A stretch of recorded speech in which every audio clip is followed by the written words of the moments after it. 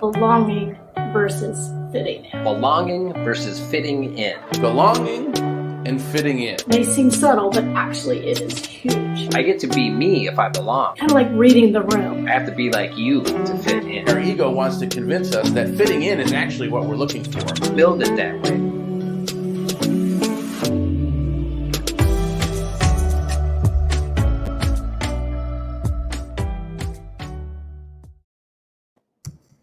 Hello and welcome to another episode of Truth Be Told. So this month's topic, in case you don't know, is the building blocks of authenticity and connection.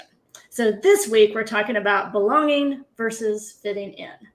Now it may sound a little bit the same, but actually there's some really big differences. And so tonight we're going to talk about the challenge, we're going to talk about the opportunity, and we're going to talk about some practical tools in applying this idea to this understanding of living an authentic life, a life that is connected not only to spirit, but life that is connected to each other and life that is connected to the world around us. So let's get started. So sit back and relax and enjoy another episode of Truth Be Told.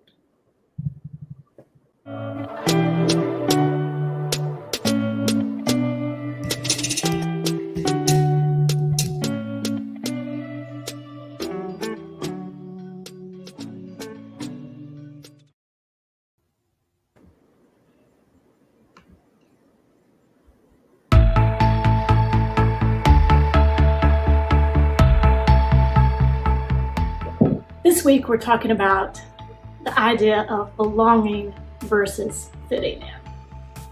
So what's the difference, you may ask? Well, the difference between belonging and fitting in may seem subtle, but actually it is huge. So fitting in is when we assess a situation or a person and we kind of see, kind of like reading the room. Seeing exactly what do I need to do in order to kind of blend in this situation.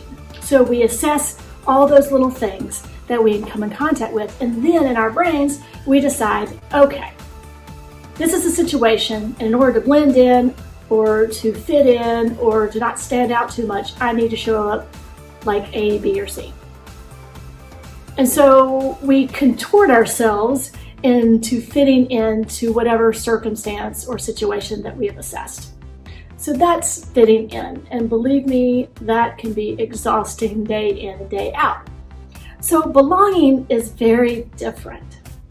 So belonging is showing up just as we are, our authentic selves, our strengths and our weaknesses, and those areas that we really need to work on, or those areas that are opportunities for growth for us.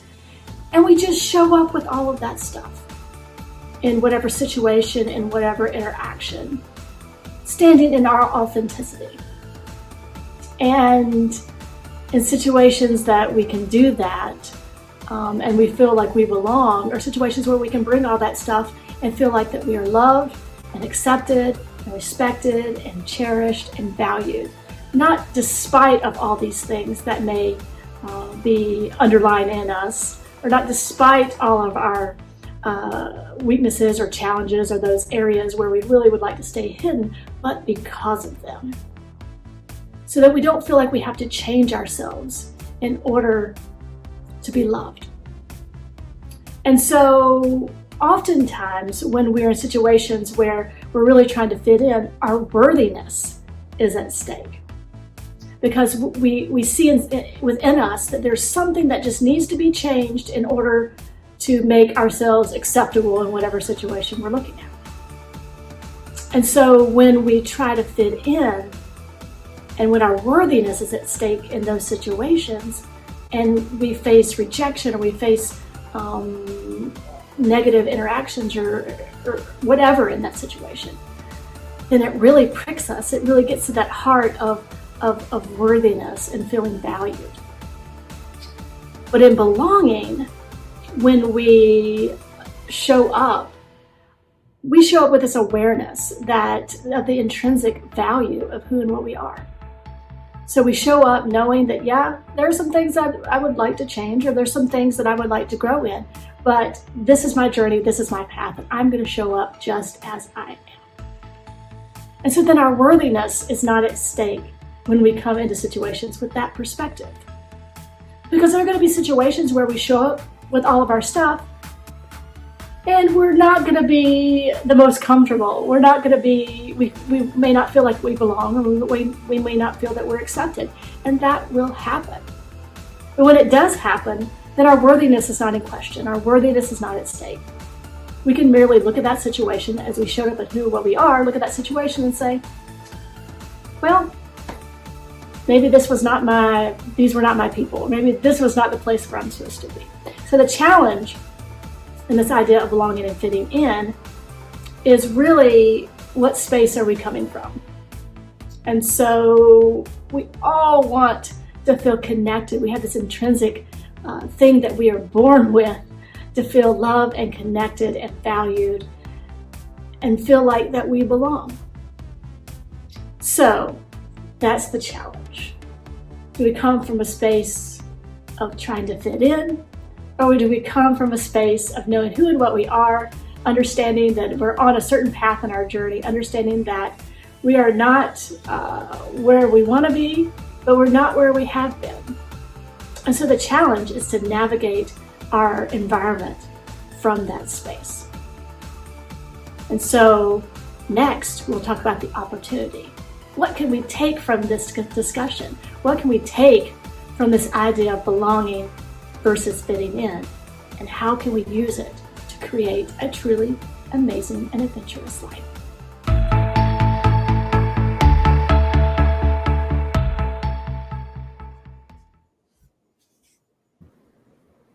Yep. Nailed it. Yep. Nailed it. Nailed it. Man, this topic just brings me back to middle school. It's like I'm there. Oh my God, it makes me sweat. Yeah. It's crazy how like, and I really think that this is true for everybody, just in some degree or another, that the world shows us, like middle school taught me you have to fit in. Yes. Don't do anything to make you stand out and get bullied. Yeah. Don't look different. Yep. And then we never relearn that. We just then, from that point on, it spills into everything. And now, then we are at the point where we are now, trying to now unlearn all of that stuff. So it's not learning something new. It's unlearning. Yeah. Unlearning all of that. No, go ahead. I've worked with a couple of those people that they're still like in junior high as adults. They're still doing that same thing and like, pointing it out when somebody's doesn't quite fit the mold. And wow. Yeah. Yeah. Because God forbid I can't fit the mold. Like, I mean, yeah, it's so uncomfortable to face the idea that I have put myself in this mold, and it feels so uncomfortable to be out of the mold that no one else can be either. You must all be in the mold, so I remain comfortable. Well, and then do we ever ask the question, who the hell created the mold? It's like this some sort of idea of, I mean, you see this in all sorts of things. You see this like, an ideal body or ideal job or ideal income or ideal vacation or ideal home, all these like ideals. And then we feel like we work so hard. I can only speak for me, but you work so hard to kind of like fit into those. Yeah. And then you get into maybe the ideal home or the ideal job or ideal income or whatever it is. And it feels like you're crammed into a shirt that's like 3 sizes too small, because it's not me. It's not the authentic me. It's not who I am. Now I've become something that this proverbial they said that we're supposed to be. And so it's interesting. Yeah. Yeah. And it is interesting to see, like the world really believes in this. Like by and large, as society, we have really bought into the idea that fitting in is the goal. Yeah. Right. Like forget about authenticity, forget about belonging, like fitting in, which I think we'll see more as this episode goes on, that the difference between belonging and fitting in, they're almost extreme opposites. Yep. From our perspective, from the individual perspective, how we engage in fitting in is like the exact opposite of how we engage with belonging. Yep. And man, I wish I had learned that in middle school. It would have changed everything. I mean, it would have absolutely changed everything. Yeah. I think the answer. No, go ahead. I think the answer to your question of who created the mold, I think their names were Chad and Karen. If I'm Chad not and Karen. mistaken. I knew Chad and Karen. Yes. Oh. God. Well, on that note.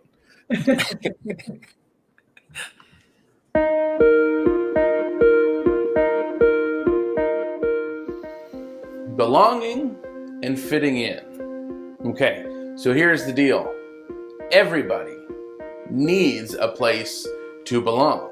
And I don't mean like everyone needs a community center or a church or a club to belong to, but everybody, as part of our genetics, is hardwired to require a place to be a part of, a community to be a part of.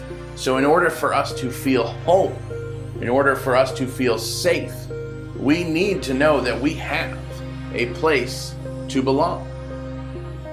And on top of that, we are all yearning to express ourselves more fully.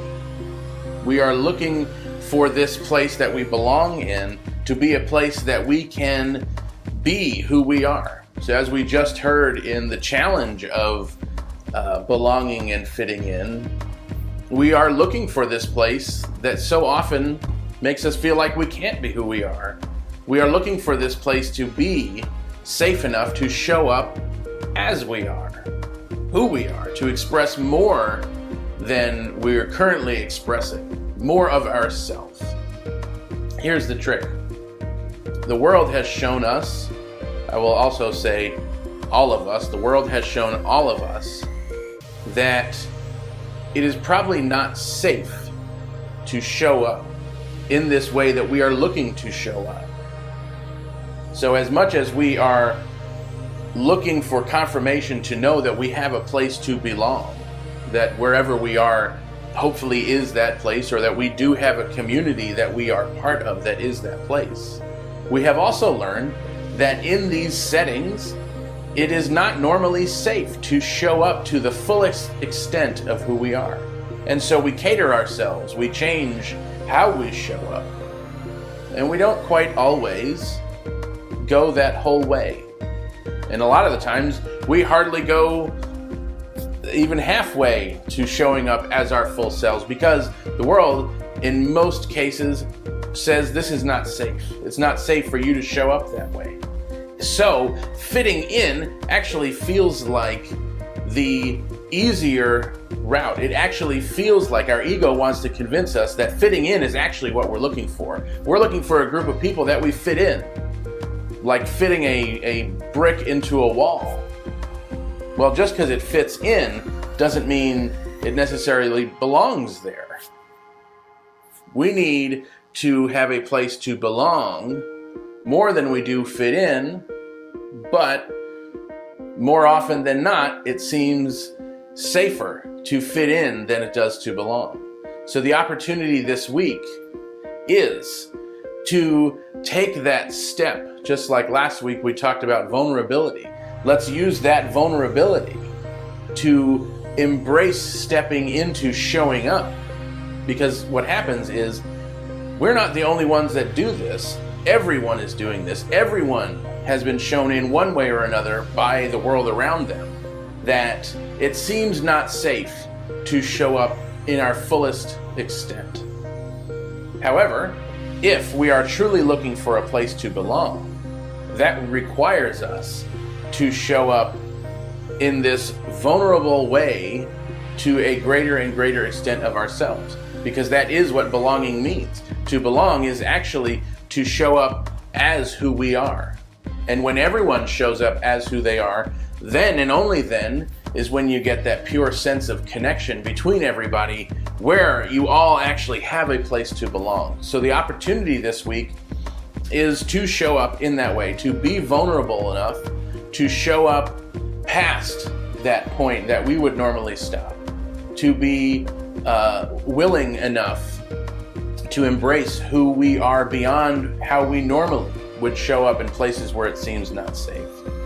Not to go crazy and go to places that are physically not safe and show up in a way that would put us in danger, but to show up in the community that we are belonging to, in the community that we are a part of, and show up one step past what felt comfortable last time. And what happens when we show up more vulnerable, when we show up more fully to that conversation, now it makes space for everyone else to do the same thing.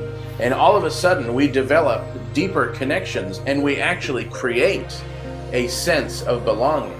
But it's not until we start to do that we move from fitting in to belonging. So the opportunity this week is to be willing enough to be vulnerable, to take one step further in showing up in our community.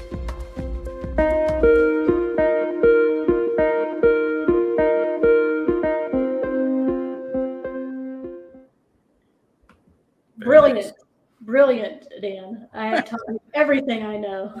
Yeah, you have. It's true. Yeah. The one thing that just popped out at me, and I had never thought about it this way until you said it, is when you said that belonging calls us to express more of ourselves. Whereas, fitting in, it's like, okay, we need to contain ourselves until we kind of like fit in this. But that like belonging, that the essence of that is it calls us, it actually invites us to show up more, to show more and more of ourselves. Like you said, like showing up a little bit more than we showed up last week, and that's not, you're not going to be able to find that in all situations. But like when you have that experience where you are invited to continually express yourself more and more and more, the layers that you kind of find as we're going through a spiritual path, we find these new layers of ourselves. Not that they are new, but it's our awareness is new. So that belonging is it nurtures that, it holds that space for that. And I think that's what's really amazing about spiritual communities, because we do have, I won't say responsibility, but we do have this opportunity to create that space. I mean, that's the purpose of like this community, is to invite people to show more and more of themselves, because then we're all uplifted by that revelation. So that struck me. I'll be chewing on that for the rest of the night. Nice. Yeah. Well, it reminds me, of writing we had an article in the July Science Mind magazine, right? And in writing that several months ago, the pieces that tied together in my mind about why we are doing this and how the soul has these desires. So like, we are hardwired to seek belonging, and that comes from a sense of safety. Yeah. That we have a family unit or group or whatever that we are safe in for survival. And we're evolving beyond that. And I think it's been a while since we as humans have evolved beyond that the soul has, it's on this journey, the journey of the soul, the evolution of the soul. The soul itself is not evolving, but our potential for expressing it is evolving. Right. And that has evolved to desiring souls to come, individuals to come together and to have that place where the soul is at home and the soul can see see itself through each of us. Right. And like the video is not nearly long enough to get into all that, but but it's like, oh yeah, wow, we really we do almost in a way have a responsibility to embracing that, stepping into that, and being able to express, being being able to create a place where people can come together to express that, where the soul actually meets itself again through other people. And that's a whole other level of expression. Yeah. I love it. It's like you said, it's us that's evolving. The soul's already evolved. Mm-hmm. And then so that we can come together with our unique parts and collaborate, if you will, Soul Evolution Collaborative. And Well our done. Thursday night things. Like, I mean, that what an open space for that is, and that we get to see people genuinely showing up more authentically and belonging. And the one thing I really liked about your video too, I know the tool's coming up next, but I think you might have nailed the tool a little better than I'm able to, because the idea of taking it up, because it's not safe, it's not comfortable, and it is vulnerable. So I like the idea that you said, like, take it one step at a time, just one little bit more of yourself, and then a couple people around you pick up on that, and then you could take it another step further. So I like, depending on the situation, the community that you're applying this to, you might have to go in those little baby steps. But what a powerful thing that is. Well, and just like the transformational, like I said, the opportunity we have at spiritual communities, specifically, talking about spiritual communities, is like, imagine creating, like, that would be the highest vision for all of our communities. But even this idea of belonging, because it may seem like a really tiny idea, but actually it is like this pervasive idea. And then everything that we teach, especially in religious science, I mean, it really is this foundational blueprint of how to create community and how to interact in community.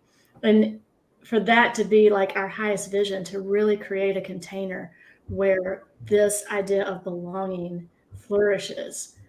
Just imagine the transformational impact that would have, not only on the individuals, but like the communities, and then like the larger movement. It's just this idea of belonging, very small, but I think very powerful. It packs a punch. A small word, but packs a punch, I think.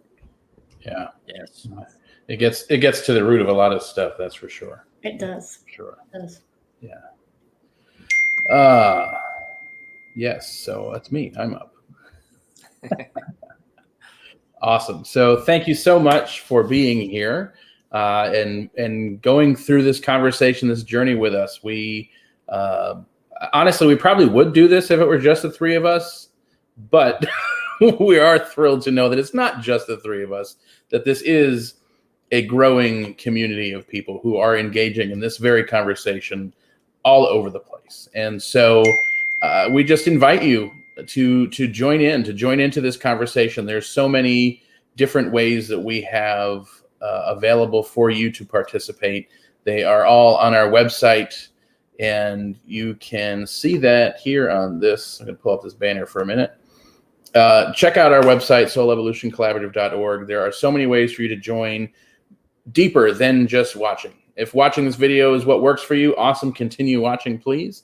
And if you are looking for some spiritual practice, Wednesdays we have meditation online. If you are looking for the conversation around how do we actually apply all this stuff to real life, that's Thursday night, the gathering. Sign up. You can jump in. It's a small group activity where we all kind of come together and start to apply the things that we've learned from this teaching and teachings like it, and what it actually looks like in real life. And exciting news, we have a new addition to the Soul Evolution Collaborative family of events coming up very soon that we are working on. We have been in this testing process for several weeks now, and we're totally honing in on what it looks like for us to come together in a large group, online and in person, in a way that only the Soul Evolution Collaborative can do. So keep an ear and an eye out for that in the near future. That is really exciting. And of course, while you are on our website checking stuff out, we do have some new educational series, some videos to watch, details about what it is that we actually believe and teach here. So plenty of stuff to check out.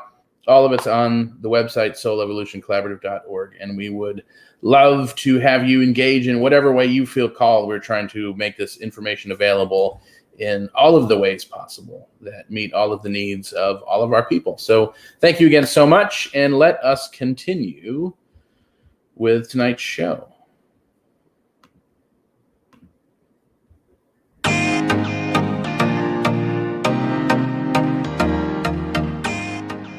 Building blocks of authenticity and connection. The key for this week, we are talking about belonging versus fitting in. I've got a couple quotes. These are from what's described as a young people. That could mean anything to me, really. But young people, this is in Brene Brown's book, Daring Greatly. This is a couple of their quotes. When they were asked, what's the difference between belonging and fitting in? Belonging is being accepted for you. Fitting in is being accepted for being like everyone else. And then the next one was, I get to be me if I belong. I have to be like you to fit in. Those are pretty good descriptions. Now, here's the thing. So for tools to create more belonging in our lives, I came up with two different kinds of ideas. The first one is build it and they will come. And what ties in with that very essentially is communication. So as we move forward, if we want to create more relationships with genuine belonging, more group relationships, individual, like one-on-one relationships, whatever it is, if you're starting something new and that is what you want to create in your life is more belonging, start with that intention right then. Build it that way. And then that is what will come. And here's the thing, when we are building that belonging in a new relationship, it might not resonate with everyone that we're reaching out to. That's okay. Here's the idea that I want to steer us towards. If you are in a group and you say, hey, I want to create more belonging, and it's not well received, or if you're starting something new and you say, one of the key factors I want to make sure is that everybody in this group is able to show up as they are, to be accepted and embraced as they are, that everybody has a voice and everybody's voice gets to be heard. As you set that up with the intention at the very beginning, if that is not agreed upon, then that's probably not your people. And it's okay to have that be. You can still have your superficial relationships with some groups if that fits the purpose of what you're doing there. But if you're trying to set up new groups or even old groups in a new way with intentional belonging, build it. You have to build it, and it comes with communication. Communication is key when we are talking about belonging. Everything has to be expressed, and so that is important to do from the very beginning, that I want to create more belonging. How can I do that with you? I want to start this new book club, and the main thing that I want to have is belonging. The book talk, the discussion is all secondary. I'm trying to create more intentional belonging within groups. That's huge. So along with that communication, something that really helps create this in your relationships, even ones that you currently have, is to ask meaningful questions. If you don't have an idea of meaningful questions, Google that. Meaningful questions. I had one, I Googled it, and one site came up, it had 92 questions, and then a link to their own site that has a database of 1,000+ meaningful questions that are conversation starters. And these are questions like anything. Some of them that came up that resonated with me was like, what was your favorite memory from when you were young? What do you want people to remember you for after you pass away? And so on. Just asking people questions about them personally creates the opportunities to open up, to allow people to be themselves and express themselves, and just be there with a listening ear. We're not trying to fix people. We're not trying to correct or place our opinions on others. Be a listening ear. If you want to create more belonging in your life, you have to start by offering it out. That's why I'm saying build it and they will come. If you lead the way, that's going to start the ball rolling. I hope that helps. Tool for the week.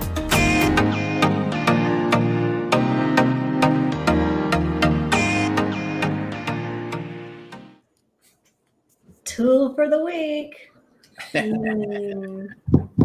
I like this idea of when you talked about intentional belonging. It made me think about, there's, when we're in groups or in communities, or, like what you're talking about was referencing like groups really building these intentional kind of belonging sort of communities, that the idea of like that create that the thing that we have to do to create that space, like that's the non-negotiable. Like if you aren't like this is how it is in this community or whatever interaction, like this is what we're trying to cultivate. And that's not for everybody, but really standing firm in that that non-negotiable of creating that space of belonging. Yeah, because not one to allow people to show up as they are, and like that this is how we're showing up. This is what we're doing. It may be hard, but this is the vision. This is the goal of this group or this community, and really holding to that, because I think it can be really easy to slip out of that idea of intentional belonging, especially in groups, especially in spiritual communities. And just like you have like dating non-negotiables, but I mean like these at least I do. But there's things that we're not going to sacrifice, that we're going to hold steadfast to this idea, and then we're not going to water down this idea. And cultivating like this environments of true belonging, it can be challenging. It requires vulnerability. It requires authenticity. It requires all those things that we really would rather not have people see. But, when that's the goal, like that's a non-negotiable. This is what we're going to do, and we're all going to be in it together. Some days it's going to suck.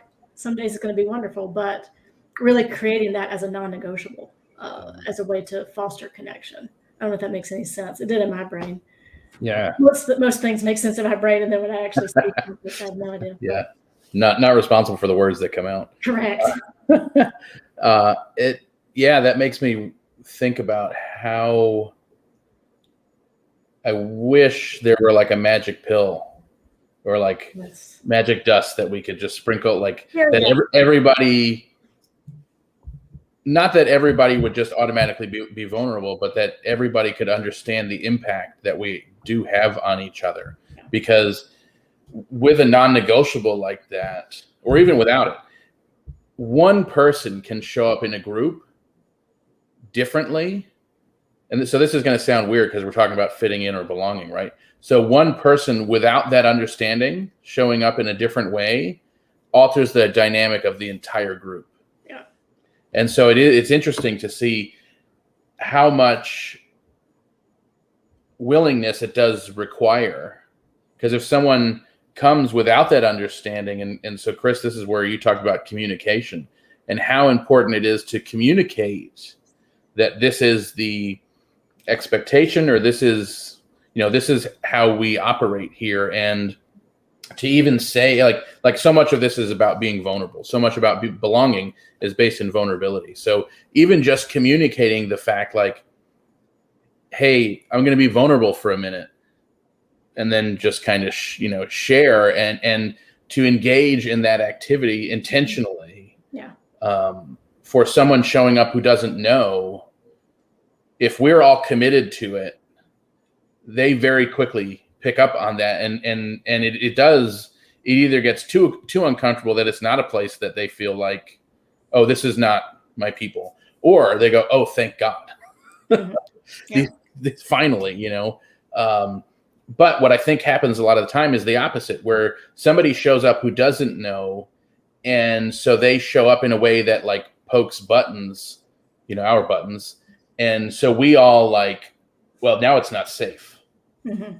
And we kick back into that old mode of like, well, I'm not going to share if that's what's happening here. I'm not like, we like backtrack.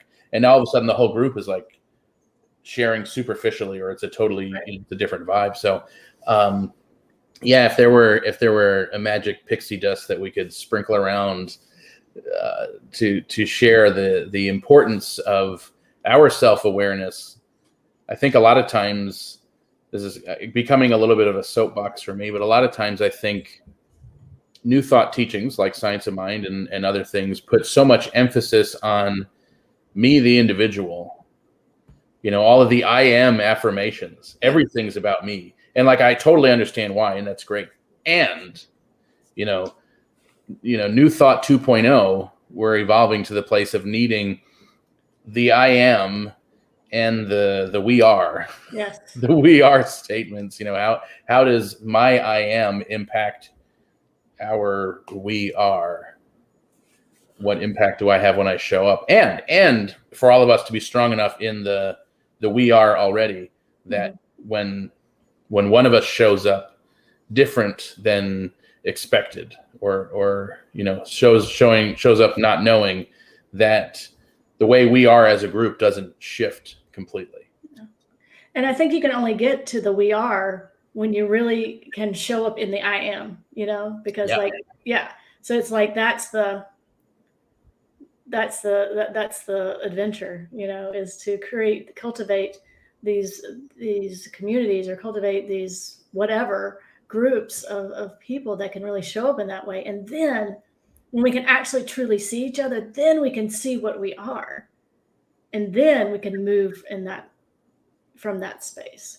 Instead of I'm just seeing, I was listening to a podcast today of Anne Lamott, who I love.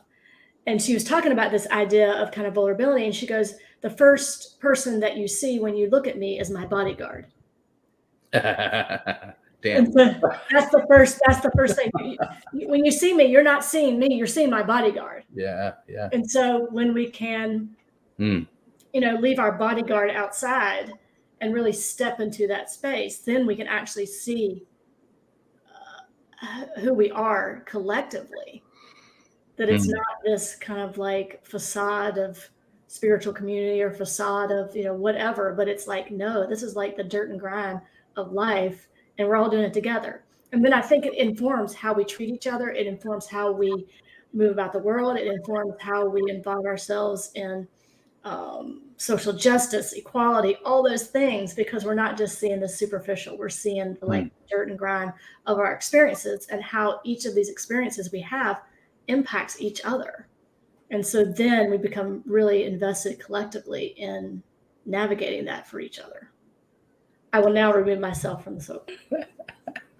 Can't help it. We should have like a TV show or something. I know. A place where we could talk about this publicly. I love so much of what you both just said, going about like this is now like Science of Mind 2.0. Like we've been working on the I am for so long, but we haven't necessarily been demonstrating it that whole time. And like, that's where I think we are now. It's like, okay, now how do we put that into effect? How do we, practice what we preach, I guess, as they say.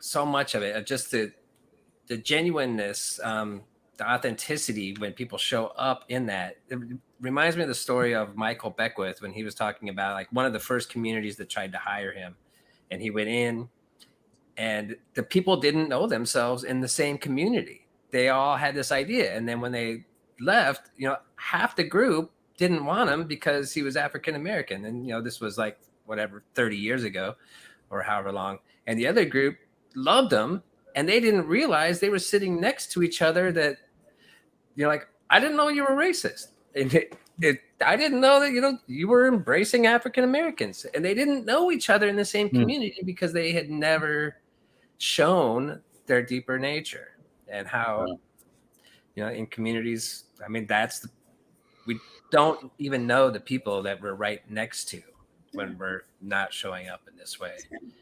So that's where we're at right now. Or we only want to know them as far as they don't challenge us. I want to know you at this point. And when you start challenging or calling me to be now step into more authentic way, then like, oh no, don't want to know that. So it's interesting. Well, so here, to be vulnerable for a second. Well done. I really often wonder if we have really stepped into a new way of being.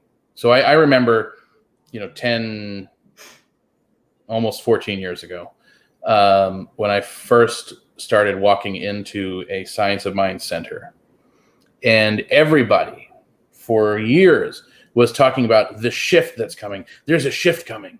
I was like, what the fuck are they talking about? 2012.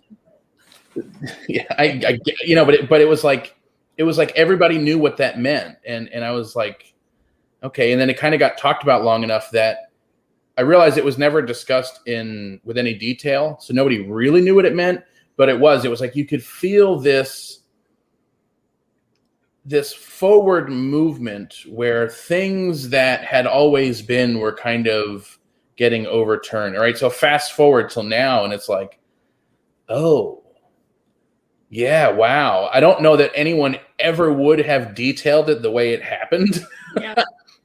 But for sure, there has been a shift where generations older than me, their entire lives were around like, you don't share details. Mm-hmm.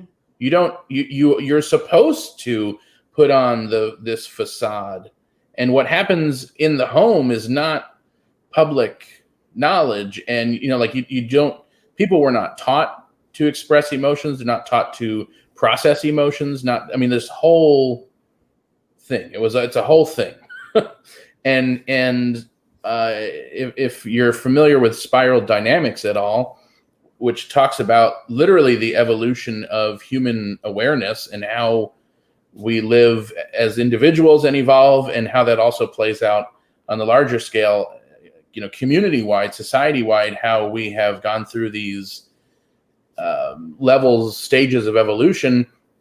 Well, about that same time as this shift that was happening, we moved into what is tier 2 in spiral dynamics, and it is this completely new way of being. And so I think, having grown up in the middle of that, I think I personally, I grew up with this desire to express, like, I was not repressing things, was not repressing emotions.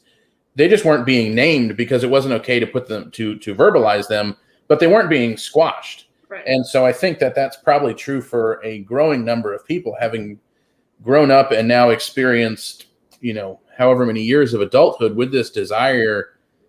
Like, we didn't cut off from that natural expression.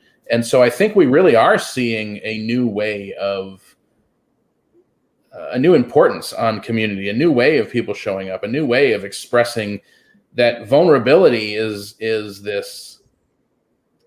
a desirable thing. It's not this thing to be afraid of. It's not this thing to, like, I think in the past that's not even a word in the vocabulary. that's not even used or talked about. And so, yeah, there certainly is a newness to this idea of 2.0 that I think really is different. Well, it's like vulnerability. It's what all the cool kids are doing. It's like this. It really is. It's like this, yeah, and it's normalizing those experiences. Yeah. And so I think it was easy enough to, I guess this is really the point of that whole story. It was easy enough to practice the I am as a facade without actually implementing that as a lifestyle. Right. And I think in 2.0, whatever 2.0 is, that it just kind of is the desired expectancy that the I am is expressed. No. Right. The great I am is coming, like, we know, we got it. Now, because we all understand that, now we get the great we are. Yeah. More on that to come, right? 2.0, man. 2.0. Yeah. We are. Yeah. Bringing it into 2021. Yes. Good the great stuff. We are. Yes. Yep. All right, everybody, thank you so much for being here. We love doing what we do, so thanks for spending your time with us. If you would like to look at this further, it's a fun month, fun topic. Join us Thursday night at the Gathering. It's a conversation. We get together. We look deeply at the topic for an hour, and everybody's voice gets to be heard. Your voice gets to be heard. It's just a place where people get to show up and be exactly themselves and enjoy this time together. Now, Soul Evolution Collaborative is supported and made possible by people just like you.